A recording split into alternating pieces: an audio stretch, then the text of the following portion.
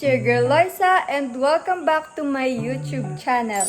Another day, another vlog. So for today's video, tuturuan ko kayo kung paano gumawa ng SKYFLAKES nuggets.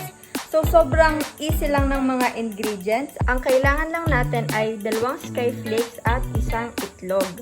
Ang una natin gagawin ay dudurugin natin itong SKYFLAKES.